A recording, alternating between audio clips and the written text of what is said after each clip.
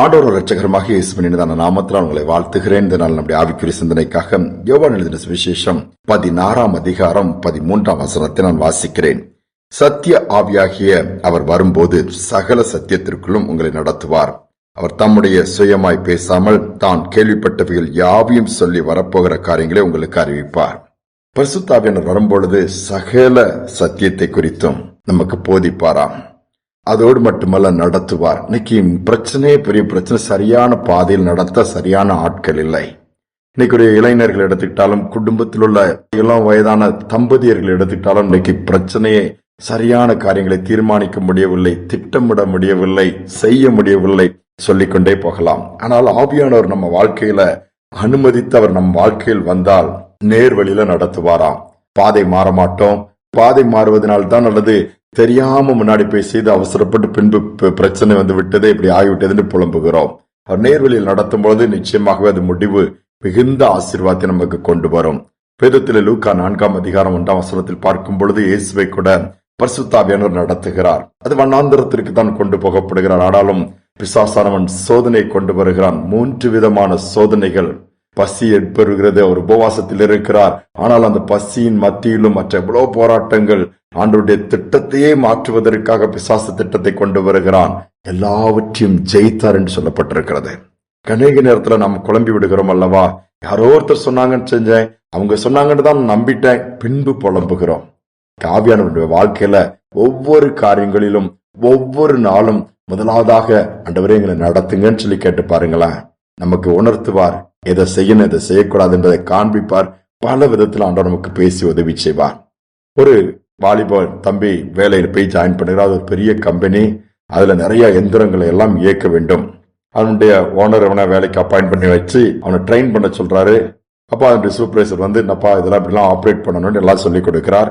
அதுல சில கண்டிஷன். எப்படின்னா, அந்த பெரிய மிஷினரி அதை இயக்கும் பொழுது முதலாவதாக ஒவ்வொரு நாளும் அதற்கு அந்த ஆயில் போட்டு தான் அதை இயக்க வேண்டும் என்று சொல்லுகிறார். அதற்கு பிறகுதான் உற்பத்தியை தொடங்க வேண்டும்.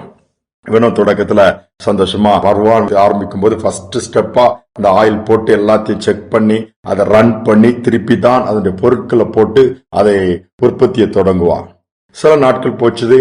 எதுக்கு, அதான் போட்ட உடனே தான் இன்ஜின் ஓடுத, எந்திரத்தை ஆன் பண்ண முடியுதுன்னு சொல்லிட்டு அதை இயக்குவதற்கு முன்பாக அதை பரிசோதிப்பது கிடையாது, ஆயில் போடுவதெல்லாம் கிடையாது. ஓடினா முதல் நாள் நல்லா தானே ஓடிது, 2ஆம் நாளும் பரவாயில்லாம ஓடிச்சுது.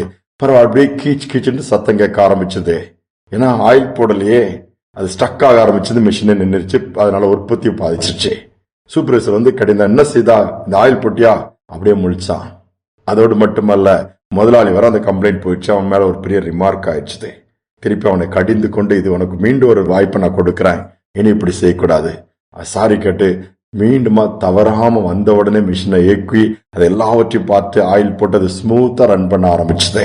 உற்பத்தியும் குறையல, வேலையும் நடந்துச்சுதே, நன்மை உண்டாச்சுதே. நம்முடைய வாழ்க்கையில பிரச்சனை வந்த பிறகுதானே ஆண்டவர் தேடுறோம். கஷ்டம் வந்த பிறகுதானே ஆண்டவர் தேடுறோம். என் வியாதி வந்து டாக்டர்லாம் கைவிட்டு பிறகுதானே அவரை தேடுறோம். அதை கொஞ்சம் மாற்றி முதலாவதாகவே ஆண்டவர்கிட்ட போய் சொல்லுவோம், நடத்துங்கப்பா, காண்பீங்க, கூட வாங்கன்னு சொல்லி பாருங்களேன். அந்த நாள் முழுவதும் ஒரு மகிமையின் நாளாய், பிரச்சனைகள் இருக்கும், போராட்டம், நீங்கள் ஜெயிக்கிற நாளாக இருக்கும். உங்களுக்கு தான் ஜெயம் உண்டாகும். அதை கிருபை கர்த்தர் கொடுப்பார். ஜெபிப்போமா?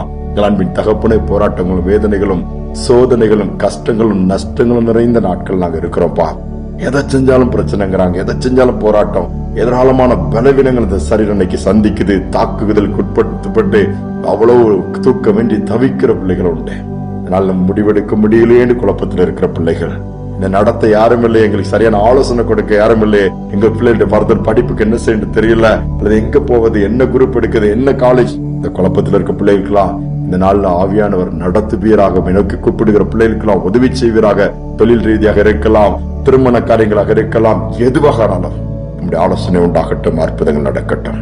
செய்வதற்காய் ஸ்தோத்திரம். நாங்களும் முதலாவது உண்மை தேட எங்களுக்கு உதவி செய்யும். துதிகனமே ஏற்றுக்கொள்ளும். இயேசுவின் நாமத்தில் பிதாவே, ஆமேன், ஆமேன். ஆண்டவர் நம்மை நடத்தும்படியா கேட்போம், நிச்சயமாகவே நடத்துவார். அந்த நடத்தல் நமக்கு திருப்தியை மட்டுமல்ல, ஆசீர்வாதத்தையும் கொண்டு வரும். சிந்தனையோடு இந்த நாளை தொடர்வோம். மீண்டும் நாளை தினம் சந்திப்போம்.